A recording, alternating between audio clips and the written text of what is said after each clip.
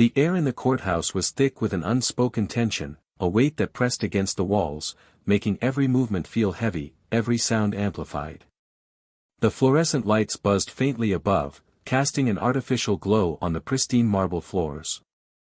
The scent of polished wood and freshly brewed coffee lingered in the air, mixing with the muted murmur of voices that ebbed and flowed as people moved through the halls, preparing for another day of trials, arguments, and verdicts. And then, like the sharp crack of a whip slicing through the air, came his voice. "Hey! You need to move. Now." The words were not a request. They carried the weight of authority, of dominance, of a man who had spent years exercising power over those he deemed unworthy. His tone was sharp, edged with impatience, as if he couldn't comprehend why he even had to speak to someone like her.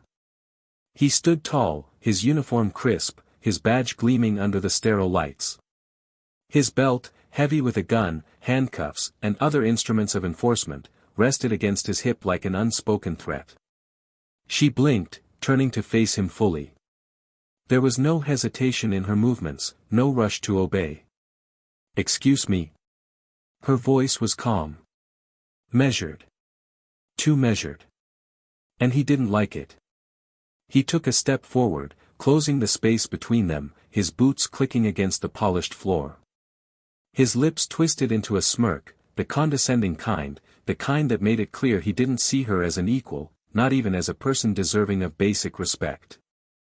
"I said you're in the wrong place, lady," he repeated, his voice lower now, just for her. His eyes flickered over her outfit, professional, elegant, but in his mind, it didn't matter. She was still just a black woman in a courthouse full of white men who ran things. Go clean the bathrooms or something. You don't belong here. Silence. A charged, suffocating silence. She didn't move. Didn't even flinch. She just stared at him, her gaze unyielding, unfazed. There was no anger on her face, no outrage, just calm defiance. That infuriated him. Who the hell did she think she was? He could feel the eyes of the people around him now, some pretending not to look, others stealing quick glances. The weight of their attention was a slow-burning fire under his skin. He couldn't let this slide. He couldn't allow this woman to stand there, in front of him, and act like she wasn't beneath him. No, he had to put her in her place. A slow smirk curled his lips as his fingers tightened around the steaming cup in his hand. Without a second thought, without hesitation, without remorse, he threw it. The coffee, scalding, freshly brewed, burning hot, slammed against her face. The liquid splattered, rolling down her skin, soaking into her collar. For a split second, she inhaled sharply, but there was no scream, no gasp of pain. Just the faintest flicker of tension in her jaw. The entire hallway froze. The once buzzing courthouse fell into an eerie stillness. Conversations died. The shuffling of feet halted. The clerk adjusting her files stopped mid-motion. The attorneys flipping through their notes paused, their eyes darting toward the source of the disturbance. The security officers stationed nearby stiffened, their grips tightening on their radios, uncertain of how to respond. A few people turned away, not wanting to get involved. Others stared in stunned silence, unable to believe what they had just witnessed. And then there was him. Standing tall. Smug. Proud. He let out a low chuckle, his smirk widening. "That's what happens when you don't listen," he muttered, his voice thick with satisfaction. "Next time, know your place." But she still didn't move. Her hands, clenched at her sides, remained steady. Her breathing was even. Her gaze, piercing and unwavering, stayed locked onto his. That, more than anything, unsettled him. Why wasn't she reacting? Why wasn't she crying out? Why wasn't she backing down? A strange, prickling discomfort crawled up his spine, but he shoved it away, doubling down on his self-assurance. She was just in shock, that's all. Just another nobody, realizing she had overstepped. And then, the heavy, wooden doors of the courtroom swung open. The sound echoed like a gavel striking wood. A bailiff stepped out, his stance rigid, his voice sharp, cutting through the thick tension in the hallway. "All rise for the honorable judge." Immediately, the officer straightened, instinctively fixing his uniform. He'd been in this courthouse long enough to know the drill. He squared his shoulders, ready to show his respect. But something was off. There was a shift in the air, a ripple of unease rolling through the onlookers. Whispers started to spread like wildfire. Stunned expressions passed between clerks and lawyers, their eyes darting from her to him and back again. He furrowed his brows, confused. And then, she moved. But not in the way he expected. She stepped forward. Walked past him. Kept walking. His smirk vanished. His stomach twisted. She wasn't leaving. She was walking toward the bench. His breath caught in his throat as she ascended the steps. 1, 2, 3. And then, she turned. She faced the entire courtroom, her expression unreadable, her presence undeniable. The black robe she pulled on settled against her shoulders with practiced ease. And then, finally, her eyes locked onto his. Cold. Steady. Unforgiving. "Officer," she said, her voice clear, calm, and carrying across the courtroom like the final sentence in an execution. "Step forward." His blood turned to ice. Every muscle in his body locked. His ears rang. His vision blurred at the edges. No. No, no, no. This wasn't happening. This couldn't be real. But it was. The same woman he had humiliated, insulted, and assaulted was now the most powerful person in the room. The judge. And the most terrifying part. She wasn't done with him yet. At Plough of Twist, we stand firmly against racism, discrimination, and injustice. This story is not just a story, it's a powerful reminder of the struggles many black individuals face daily. But it's also about justice, strength, and resilience. If you've ever felt underestimated, disrespected, or mistreated because of the color of your skin, know this: you are valuable, you are powerful, and you deserve respect. Stay strong. Stay proud. And remember, no injustice goes unanswered. Enjoy the story, and if you like these kinds of narratives, subscribe to the channel and support the movement. Now, let's dive into it. The morning sun barely peeked through the thick, gray clouds hanging over Huntsville, Alabama, casting a dim light over the courthouse. The city was waking up, the streets filling with the sounds of engines rumbling, horns honking, and hurried footsteps against the pavement. It was another Monday, another long day ahead for those who worked within the rigid walls of the Jefferson County Courthouse, a place where lives were decided, fates were sealed, and justice, at times, felt like a privilege rather than a right. Inside the courthouse, the air was thick with the scent of freshly brewed coffee, printer ink, and polished wood. Lawyers paced the hallways, murmuring last-minute strategies under their breath. Clerks shuffled through stacks of paperwork, their fingers stained with ink. Plaintiffs and defendants sat in stiff chairs, anxiously waiting for their turn to step into the courtroom, where a single ruling could change everything. At the far end of the hallway, Judge Olivia Carter stepped through the employee entrance, her posture straight, her face calm, composed, unreadable as always. She was a woman accustomed to being watched, judged, underestimated. A black woman in a position of power, one of the youngest judges ever appointed to the state court, and the only black woman serving in her district.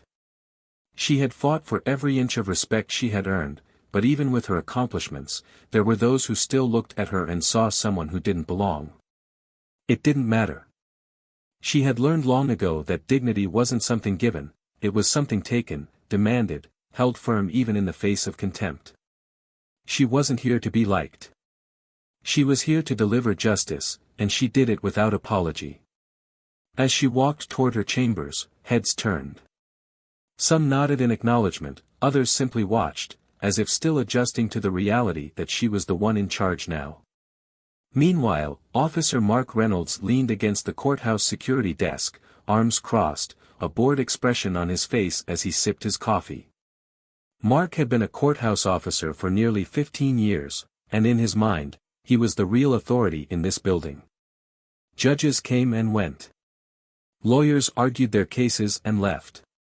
But he had been here long enough to know how things really worked. There were rules, and then there were unspoken rules. He liked the unspoken ones.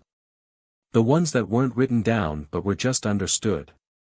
The ones that ensured people like him, men who wore the badge, who carried the gun, who walked with authority, were the ones who truly controlled the space. He took another sip of his coffee, watching as the usual morning crowd filled the halls. Lawyers in expensive suits, paralegals balancing stacks of case files, nervous defendants fidgeting with their hands, reporters waiting outside to catch a glimpse of whatever high-profile case was on the docket today. And then, he saw her. A woman, standing in the hallway. Black. Dressed sharply, but standing there alone, not talking to anyone. His eyes narrowed. Something about her set him off immediately. It wasn't just her presence, it was the way she held herself. Not nervous. Not small. Not uncertain. She stood too still. Too comfortable. Too unbothered. And Mark didn't like that. Not here. Not in his courthouse.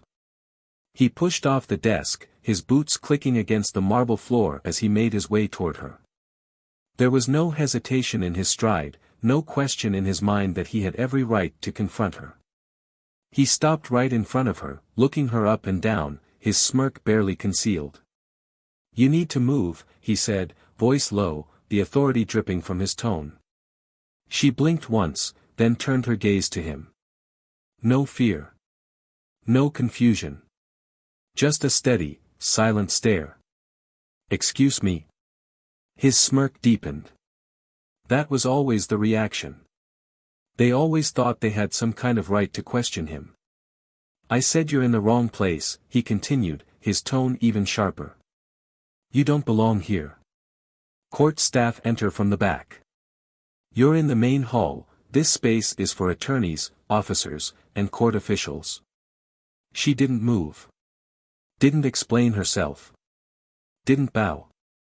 Something about that made his jaw tighten. "Look, lady," he said, taking another step forward, his voice lowering, "I don't know what you think you're doing, but you're standing in the middle of a federal courthouse like you own the place. You don't. So why don't you do us both a favor and find somewhere else to be? Maybe a cleaning closet or something." She still didn't speak. The hallway had gone quieter now, a few people sneaking glances, sensing the tension. Mark felt his pulse quicken, not in fear, but in annoyance. He had spent years in this courthouse, and he had dealt with enough of these moments, people thinking they could stare him down, challenge him, act like they were on his level. And he wasn't about to let it slide. He lifted his cup of coffee, the heat still radiating from it, and before he could even think twice, he tilted it forward, letting the liquid splash straight onto her face. For a split second, there was nothing but silence.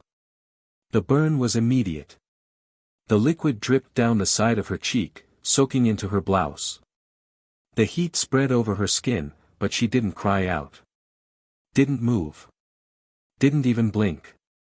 Mark, still gripping his now empty cup, let out a slow exhale, waiting for her reaction. Waiting for her to break. But she didn't. And that unsettled him in a way he couldn't explain. It was only then that he noticed the shift in the air. The weight of too many eyes staring. The murmurs rising behind him. And then, the courtroom doors swung open. "All rise for the Honorable Judge Carter." Mark turned, still gripping his empty cup, his smirk returning. Finally. Time to get back to real business. But something was wrong. Something wasn't right. He saw the people staring, not at the judge's entrance, but at the woman in front of him. And then, she moved. Not away. Not down the hall. Not toward the exit. She walked forward. Right past him. Right toward the bench. And as she stepped up onto the elevated platform, pulling the black robe over her shoulders, Mark's stomach dropped. The woman he had just insulted, humiliated, burned, was the judge. And now, she was looking directly at him. "Officer," she said, her voice calm, unwavering. "Step forward." The breath left his lungs. His grip tightened around the empty cup. This couldn't be happening. This wasn't real. But it was. And the most terrifying part. She had the power now. The tension inside the courtroom was unbearable. The murmurs had died down, the weight of the moment pressing into the air, thick and suffocating. Every person present, attorneys, clerks, reporters, was watching. Watching him. Watching her. Watching this impossible situation unfold before their eyes. Judge Olivia Carter stood tall, her black robe now fully settled over her shoulders, its weight nothing compared to the authority she carried. She wasn't just wearing a robe, she was wearing power. And Mark Reynolds, standing stiff, his empty coffee cup still clutched in his grip, was drowning in the realization of what he had done. She tilted her head slightly, her expression unreadable, though her eyes carried something heavy, not rage, not shock, but something far worse. Something that made Mark's stomach twist because he didn't know what was coming next.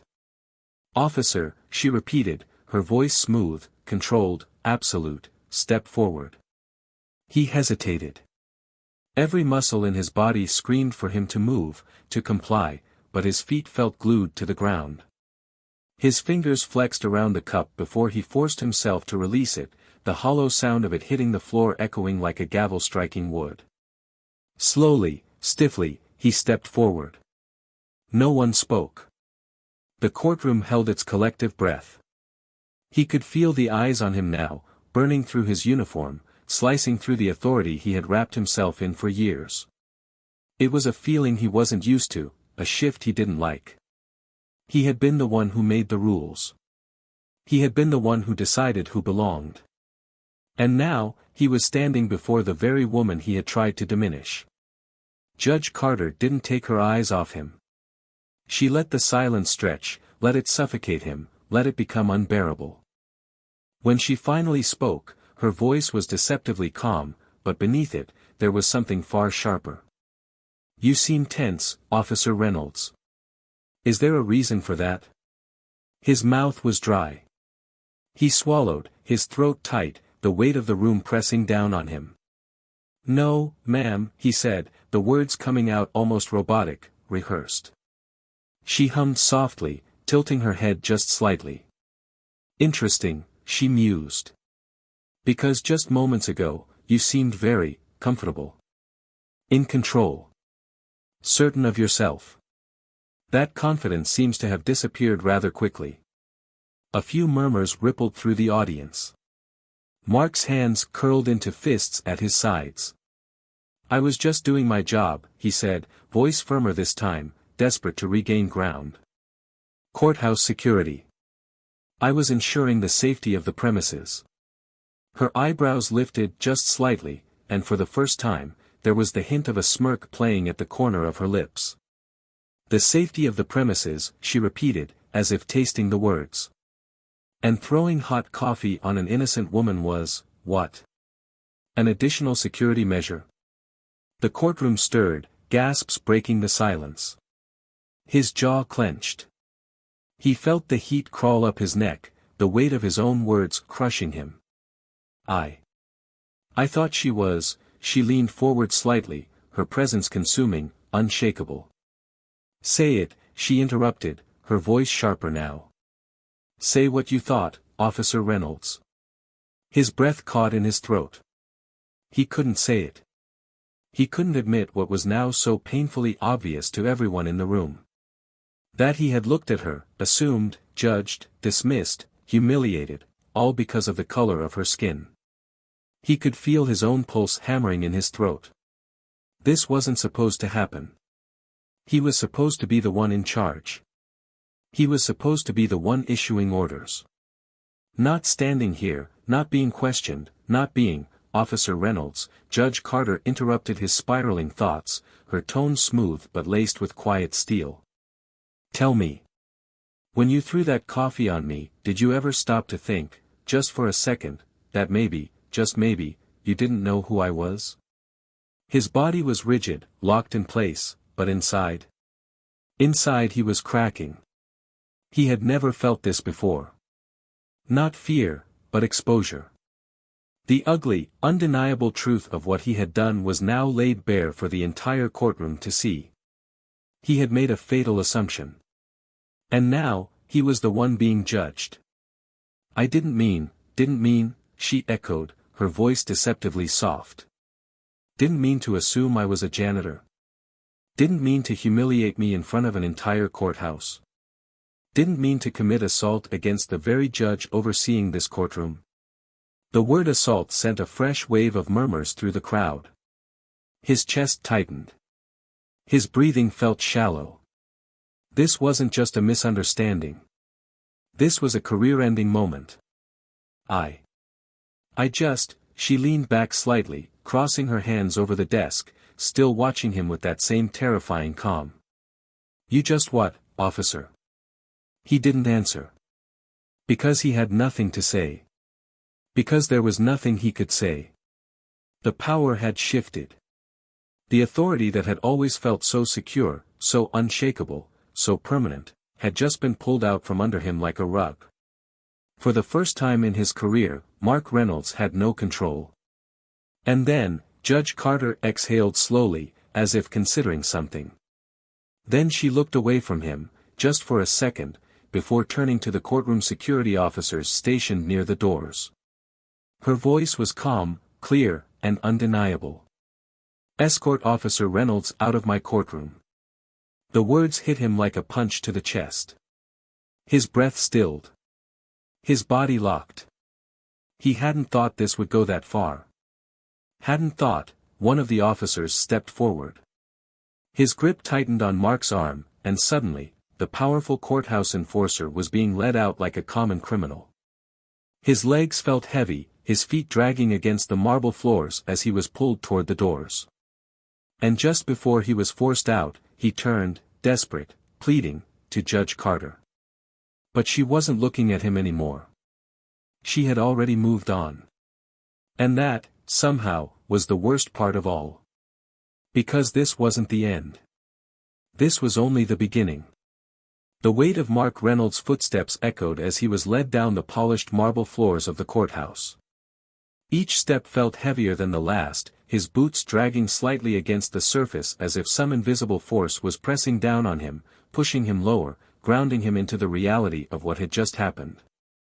The humiliation clung to him like a second skin, burning hotter than the coffee he had so carelessly thrown.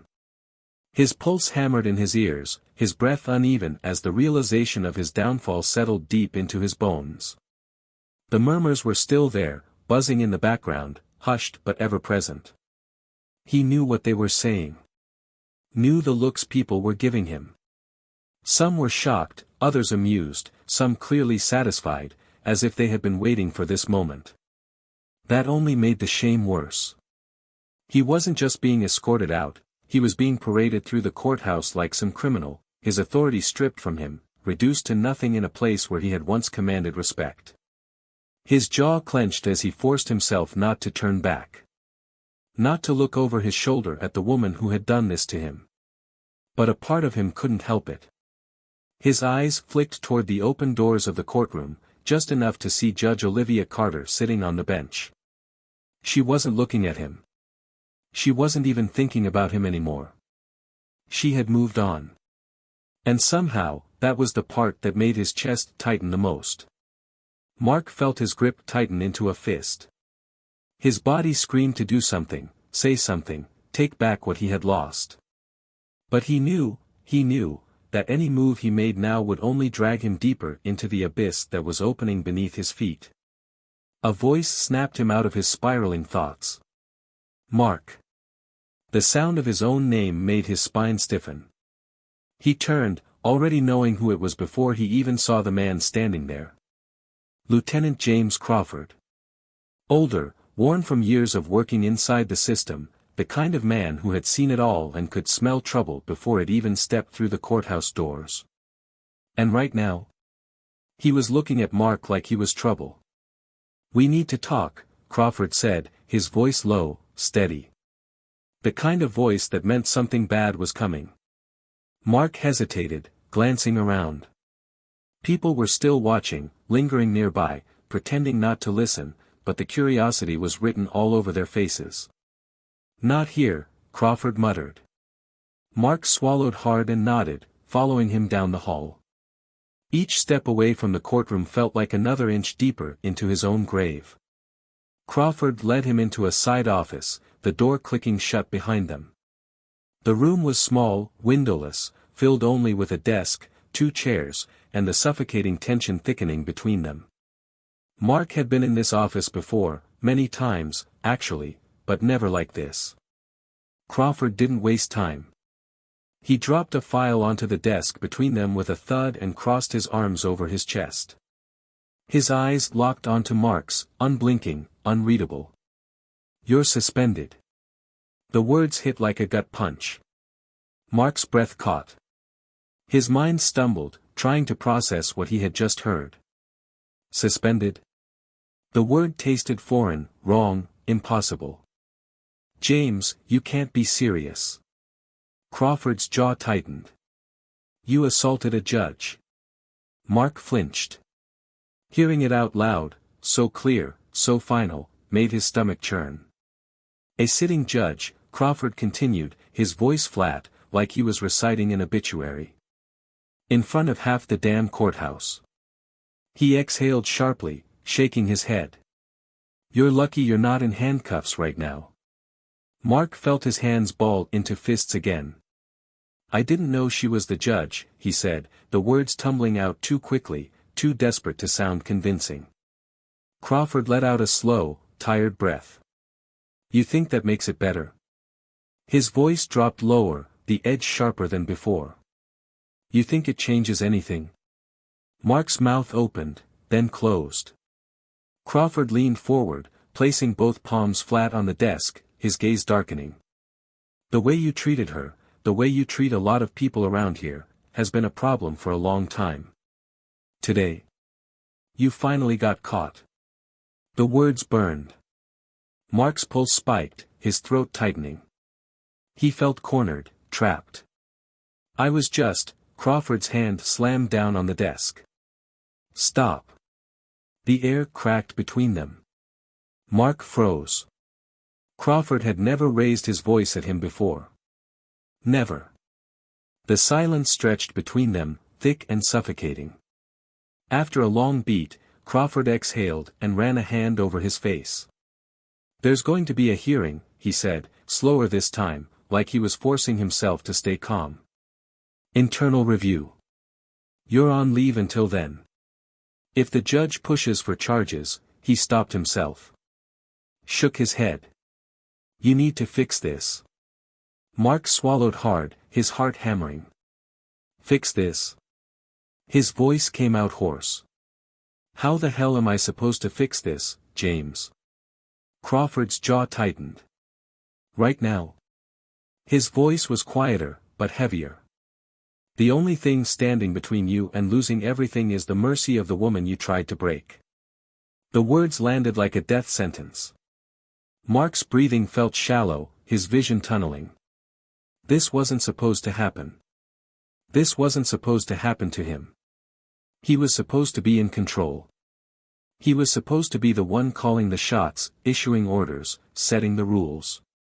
But now, his entire career, his reputation, his future, was in her hands. And he had no idea what she was going to do next. The suffocating silence in the review room stretched so thin it felt like it might snap at any second. The overhead fluorescent lights buzzed faintly, casting harsh, sterile light over the long table where Mark Reynolds sat, his body stiff, his hands gripping his knees under the desk. He could feel the weight of the moment pressing down on him, heavy and unrelenting. He wasn't just in trouble, he was drowning in it, suffocating under the crushing reality that his career, his authority, everything he had built for himself in the past 15 years, was hanging by a thread. Across the table, Judge Olivia Carter sat composed, her expression unreadable, her presence an undeniable force in the room. She didn't need to raise her voice, didn't need to glare or scold, her silence alone held more weight than any anger ever could. The way she simply existed in this space, fully in control, completely unshaken, made Mark's insides twist with a frustration he couldn't even name. To her left, Lieutenant James Crawford sat with his arms crossed, his jaw set, his expression a mixture of disappointment and finality. Next to him, a legal representative from the courthouse disciplinary board, a man Mark had never bothered to learn the name of before today, was flipping through a file, his file. The air was thick, the tension unbearable. Then finally, Carter spoke. "Officer Reynolds, do you understand why you're here?" Her voice was measured, calm, but there was something underneath it, something that made the hairs on the back of Mark's neck stand up. He forced himself to swallow the dryness in his throat. Meeting her gaze was a mistake. The depth in her eyes made his stomach turn. "I understand," he said, though the words felt heavy on his tongue, forced out through gritted teeth. Carter nodded slowly, her fingers tapping lightly against the surface of the desk in a slow, deliberate rhythm. "Good. Then let's start with something simple." She leaned forward slightly. "Tell me, Officer Reynolds, what went through your mind when you threw that coffee on me?" His breath hitched. His fingers twitched against his knee. She had asked the question so directly. No pretense, no room for maneuvering, no way to twist the situation into something less damning. He licked his lips, his mouth dry. "I." His voice trailed off, his pulse pounding in his ears. "I didn't know who you were." Carter's lips pressed together in a thin line, as if amused by the excuse. "And that justifies your actions?" The room felt colder. Mark clenched his jaw. "No." Her head tilted slightly. "Then explain it to me." "Because I've been thinking about it, Officer Reynolds. I've been thinking about what might have made you so certain that I was just some woman standing in that courthouse with no purpose. I've been thinking about what made you so confident that I had no place in that space." Her voice lowered, sharp like a blade. "So tell me. What was it?" His chest tightened. His hands curled into fists under the table. "I made a mistake," he forced out, his voice barely above a whisper. She nodded again, slower this time. "What mistake?" He could feel Crawford's eyes on him now, heavy and unyielding. Mark tried to shift in his seat, tried to breathe past the knot forming in his throat. "You assumed," she continued for him, her voice deceptively soft, yet ringing with undeniable truth. "Didn't you?" The words cut through him sharper than he expected. And for the first time, he couldn't think of anything to say. Because she was right. She had seen through him completely. He had looked at her, made his judgment in a split second, and acted on it without hesitation. And now, he was sitting in front of her, forced to answer for it. Carter watched him for a long moment, the weight of the silence pressing harder and harder. Then, she exhaled slowly, leaning back in her chair. "People like you always think power is a given. That wearing a uniform is enough to command respect. That authority is something you hold simply because you wear a badge." Her gaze sharpened. "But power is something that can be taken away just as easily as it is given." Mark's stomach twisted. She wasn't just talking about this moment. She was talking about his entire career. Every person he had looked down on. Every situation where he had wielded his position like a weapon. Every time he had dismissed, degraded, humiliated, and now, he was sitting in a small, cold room with no power left to hold on to. The realization settled in, heavy and suffocating. She let the silence stretch between them, let it settle deep in his bones before exhaling sharply and tapping her fingers once against the desk. "I have the power to press charges," she said finally, her tone matter-of-fact, absolute. "I have the power to end your career today." Mark felt his throat close. His stomach dropped. Crawford exhaled sharply beside him, shaking his head. "It's not looking good, Mark." His voice was lower, almost exhausted. Mark barely heard him. His pulse was hammering, his vision tunneling. This was real. This was happening. And for the first time in his life, there was nothing he could do to stop it. His gaze flickered back to Carter. She was still watching him, not with anger, not with triumph, not with satisfaction. But with something worse. Something that made his chest ache in a way he wasn't prepared for. Disappointment. That, more than anything, made his breath catch. She didn't see him as a threat. She saw him as pathetic. And somehow, that felt worse than hatred. "Do you have anything to say for yourself, Officer Reynolds?" she asked, her voice calm but firm. The words landed like a hammer to the ribs. Mark opened his mouth. Then closed it. Because for the first time, he had no words. He had spent his entire career believing he was untouchable. And now? He was one sentence away from losing everything. His heart pounded so violently he thought it might burst. His hands trembled slightly, but he forced them to stay still. He swallowed hard, his voice coming out hoarse. "What do you want me to say?" Carter studied him for another long, agonizing moment before she let out a slow, measured breath. "I don't want you to say anything, Officer Reynolds. I want you to understand." The silence that followed was absolute. And in that moment, for the first time, Mark Reynolds felt something he had never felt before. Not anger. Not defiance. Not indignation. But fear.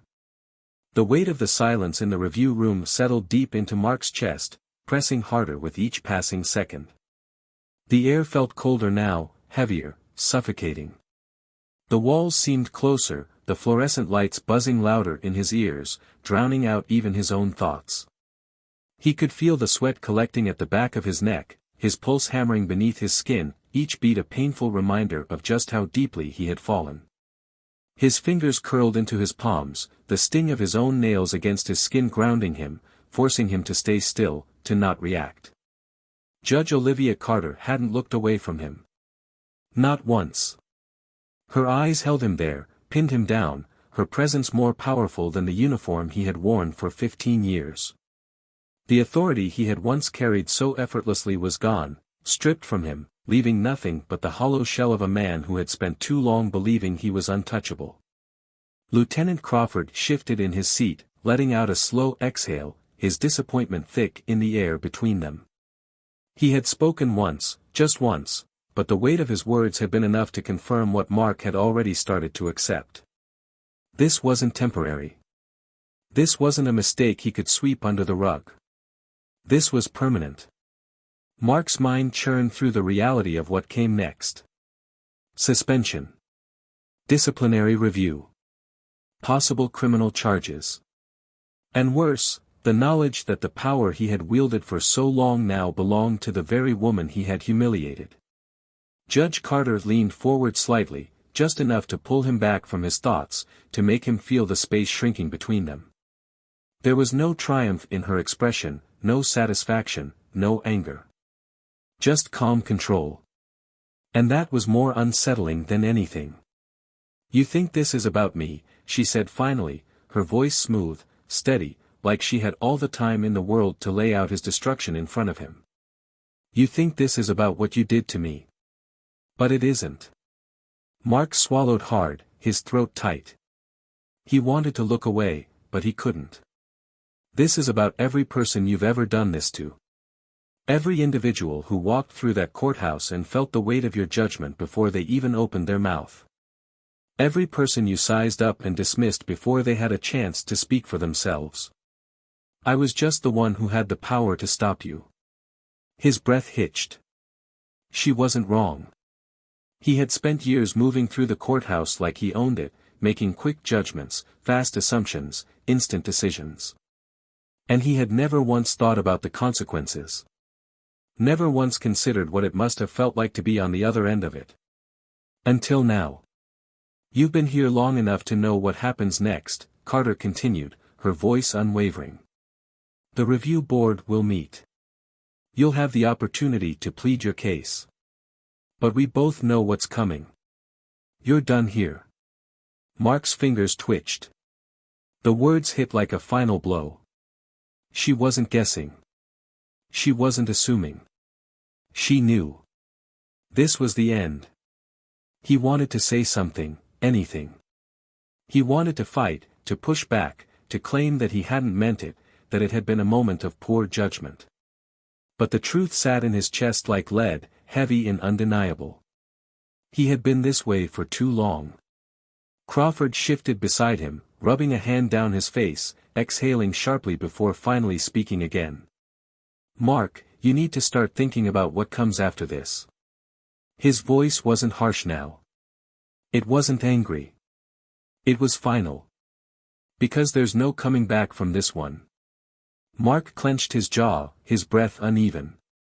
He felt like a man trapped in quicksand, the ground disappearing beneath him, his own weight dragging him under. Carter's eyes never left him. I won't be the one deciding your punishment. That will come from the review board. But let me be clear, if you were anyone else, you'd be in handcuffs right now. His stomach twisted. That was the truth. If he had been the one on the receiving end of the attack, if someone else had thrown that coffee on him, there wouldn't be a discussion. There wouldn't be a review board. There would be arrests, charges, career-ending consequences. And now, for the first time, he was the one on the other side.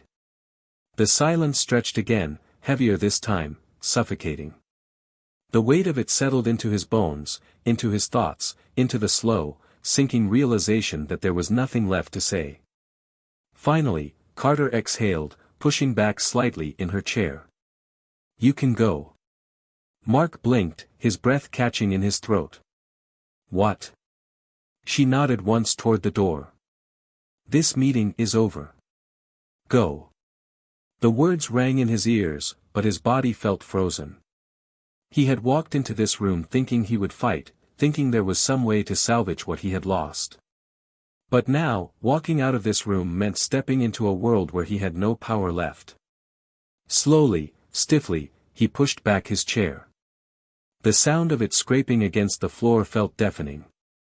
Crawford didn't look at him as he stood. The legal advisor didn't acknowledge him. And Judge Carter? She was already glancing down at her notes, already moving on. That was the worst part. Not the suspension. Not the review. Not even the knowledge that his career was over. It was the realization that he was nothing now. He turned, each step toward the door feeling heavier, his chest tight with a mixture of anger, regret, and something else, something foreign. Shame. The doorknob felt cool under his palm as he turned it, stepping into the hallway. The air felt different outside the review room, like he had stepped into a world he didn't recognize anymore. People were still moving through the courthouse, still carrying on with their day, still ignoring him. No one looked his way. No one whispered about him anymore. Because he wasn't important now. For the first time in his life, Mark Reynolds was just another man in a suit. And for the first time, he understood what that felt like. Mark Reynolds had never known what it felt like to be small. He had spent years in this courthouse, years walking through these halls with his shoulders squared and his chin high, always certain, always in control. People had moved out of his way. They had listened when he spoke. They had respected the uniform he wore, the authority that came with it. But now, as he walked toward the exit, the weight pressing down on him felt impossible. He could barely lift his feet, barely force himself forward. Every step felt like dragging 1,000 pounds behind him, like something inside of him was screaming at him to turn back, to fight, to do something. But there was nothing left to fight for. Nothing left to say. He had been stripped bare. His badge was still on his belt, but it felt meaningless. The uniform still fit the same, but it no longer belonged to him. The title that had once carried weight, Officer Mark Reynolds, now felt like it had been ripped away, leaving behind a man who didn't know who he was without it. As he reached for the heavy courthouse exit door, his fingers barely brushed against the cool metal handle before a voice stopped him. Mark. The sound of his own name felt sharp, like a blade against his skin. He turned stiffly, already knowing who it was before his eyes even landed on Lieutenant James Crawford. The older man stood a few feet away, arms crossed, his face unreadable. Mark had known him for years, had stood beside him in courtrooms, had shared coffee with him in the early morning hours before cases started, had trusted him. But now, Crawford wasn't looking at him like a colleague. He was looking at him like a man who had run out of chances. Mark's chest tightened. His jaw locked. He forced himself to keep his voice steady. What now? Crawford studied him for a moment, his silence speaking louder than words. Then, finally, he exhaled. That's what I want to ask you. Mark frowned. His pulse ticked at his throat. What do you mean? Crawford took a slow step closer, his boots heavy against the marble floor. I mean, you walked into that meeting thinking you could fix this. Thinking there was some way out. But there isn't, is there? Mark's stomach twisted. He didn't answer. Crawford continued. I've been in this job a long time. I've seen officers come and go. I've seen good ones, I've seen bad ones. And then I've seen the ones like you, the ones who get so used to wearing the badge that they stop remembering what it actually means. Mark's fingers twitched at his sides. You didn't think twice, Crawford said, his voice carrying a weight that was impossible to ignore. Not once. You saw her standing there, and before you even opened your mouth, before you even thought about it, you had already decided who she was. Mark swallowed hard. He tried to look away, but Crawford wouldn't let him. If she hadn't been the judge, Crawford asked, voice quieter now, would you have cared? The question hit deep. Mark felt it settle in his chest, cold and heavy, cutting through the last bit of pride he had left. Would he have cared? Would he have even remembered it? His breath was uneven now, his thoughts tangled. He didn't want to answer. He couldn't answer. And Crawford knew that. The silence stretched between them, thick, suffocating. Crawford let out a sharp breath, shaking his head. You've been doing this for years, Mark. Walking through these halls like you owned them. Like you were the one who got to decide who mattered and who didn't. He exhaled again. But you were never as untouchable as you thought. Mark clenched his jaw. His fists curled tight enough that his nails dug into his palms. He wanted to argue. He wanted to tell Crawford that he didn't understand, that this wasn't fair, that it was all just a misunderstanding. But he couldn't. Because that would be a lie. He had done it. He had thrown that coffee. He had spoken to her like she was nothing. He had looked at her, judged her, dismissed her without hesitation. And now, for the first time, he was the one being dismissed. Crawford's voice cut through the air again. The way I see it, you've got two options. Mark forced himself to breathe. And what are those? Crawford's eyes darkened. You can spend the rest of your life pretending this wasn't your fault. You can sit at home, angry at the world, convinced that you got a raw deal. That you were set up. That people just don't understand you. His voice dropped lower. Or, you can accept that you did this to yourself. Mark's throat tightened. You can accept that you let the badge blind you. That you stopped seeing people as people. That you let yourself believe that power was something you were owed, instead of something you were supposed to protect. Mark's breath shuddered. His hands felt clammy. Crawford tilted his head. And maybe, just maybe, you can figure out what the hell kind of man you are without a uniform on your back. Mark felt his entire body lock up. He had never thought about that before. Who he was without the badge. Without the uniform. Without the gun on his hip, without the authority that came with it. He had never once considered that the day might come when he wouldn't be Officer Mark Reynolds. And now that it was here, he had no idea who he was supposed to be. Crawford didn't say anything else. He didn't need to. Mark felt the older man's gaze linger on him for just a moment longer before Crawford took a slow step back. Then another. "Take care of yourself, Mark," he said finally. And then he turned and walked away. Mark stood frozen, his heart pounding, his mind racing. He could still feel the echoes of Crawford's words pressing against his skull, wrapping around his ribs, squeezing until he felt like he couldn't breathe. He turned toward the exit again, staring at the heavy doors. He had spent years walking through these doors like he was untouchable. Now, every step toward them felt like a funeral march. Slowly, his fingers wrapped around the handle. He pushed the door open and stepped outside. The air felt too fresh, too sharp, too unforgiving. The sunlight hit his face, too bright, too exposing.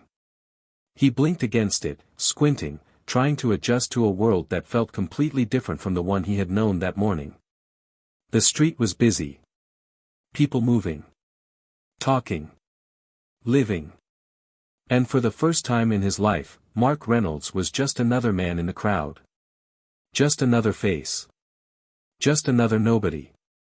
He had spent 15 years believing that his power made him important. And now, stripped of everything he thought he was nothing. He had never felt this kind of emptiness before. Never felt this kind of shame. And for the first time in his life, he didn't know where to go next. Didn't know who he was supposed to be. All he knew was that he was alone. And that he had done this to himself. The sun hung heavy in the afternoon sky, casting long shadows over the courthouse steps as Mark Reynolds stood motionless, his body tense, his mind tangled in knots of frustration, shame, and something else, something he couldn't quite name. The air around him felt different, heavier than before, like the weight of the past few hours had settled into his very bones. The noise of the city surrounded him, the distant hum of engines, the sharp blare of a horn, the rhythmic footsteps of people moving past him without so much as a glance in his direction. For years, he had been seen. He had walked these streets with a presence that commanded attention. People had moved aside when he passed.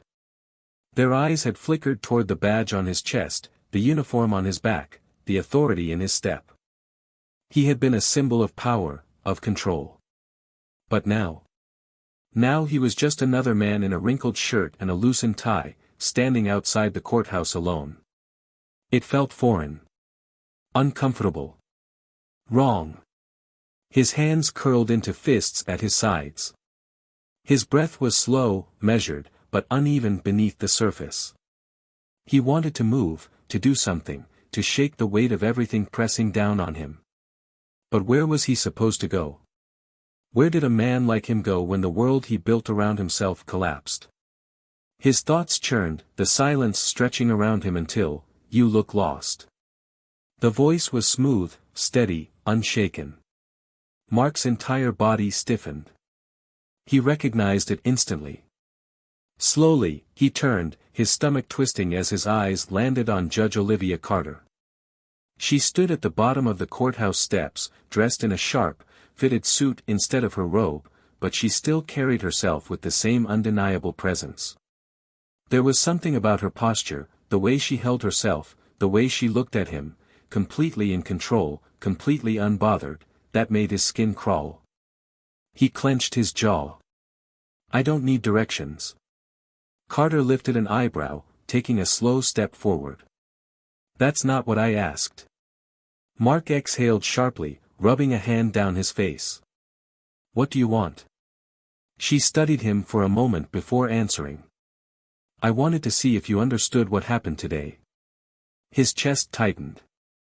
His pulse ticked at his throat. He was tired of this. Tired of the way she looked at him, the way she spoke like she was waiting for him to admit something he wasn't ready to say. "I don't know what you expect me to say," he muttered, voice rough. "You already took everything." Carter let out a soft, humorless laugh. "Did I?" Mark's frustration flared. He shot her a glare. "Yeah. You did." She tilted her head slightly, her expression unreadable. "No, Officer Reynolds. I didn't take anything from you. You lost it." The words hit deep. Mark felt his pulse hammer against his ribs. His jaw clenched so tightly it ached. "You think I don't know that?" he snapped, his voice low, sharp. "You think I haven't spent the last hour realizing just how badly I screwed up?" Carter held his gaze, unfazed. "Have you?" His fingers twitched at his sides. "What the hell do you want from me?" She exhaled slowly, crossing her arms over her chest. "All right. Let's make this simple." She took a slow step closer.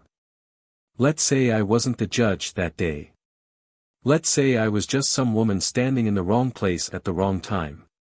What would have happened?" Mark stilled. His stomach coiled tight.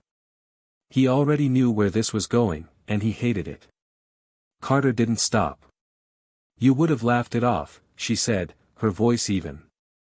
"You would have walked away and never thought about it again. I would have been just another face, another person you dismissed without a second thought. And you? You would have gone home, slept soundly, and woken up the next morning without a single ounce of regret." The truth settled deep in his chest, suffocating. Because she was right. He wouldn't have cared. He would have forgotten. And that was the worst part. She let the silence stretch, let him sit with it before taking another slow step forward. "You've spent years deciding who matters and who doesn't. Who deserves respect and who doesn't. And now that the tables have turned, now that you're the one standing outside of the world you once controlled, you don't know what to do with yourself." Mark's breath was shallow now.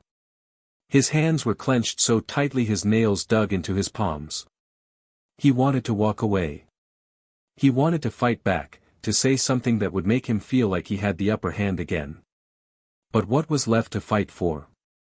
What power did he have left? None. And Carter knew that. Her voice softened just slightly, but the weight of her words still landed like a final blow. "The real question, Officer Reynolds, is whether you're going to learn from this." His chest ached. He didn't know how to answer that. Didn't know if he even could. Carter studied him for a few seconds longer, then shook her head. "I hope you do," she said simply. Then, just like that, she turned and started walking toward the parking lot. Mark watched her go, his mind spinning. Everything about this felt wrong. For years, he had believed that his authority defined him. That his uniform gave him purpose. That his power made him important. And now that it was gone, all that was left was a hollow, sinking feeling in his gut that he didn't know how to fix. He let out a slow, shaky breath, turning his gaze back to the city in front of him. For the first time in his life, Mark Reynolds wasn't sure where to go next. And that terrified him. The days after the disciplinary hearing blurred into weeks. Mark Reynolds had never known time to move so slowly, each day dragging into the next with no purpose, no structure, no routine. He had spent 15 years waking up with a reason to put on his uniform, stepping into the courthouse where people recognized his authority.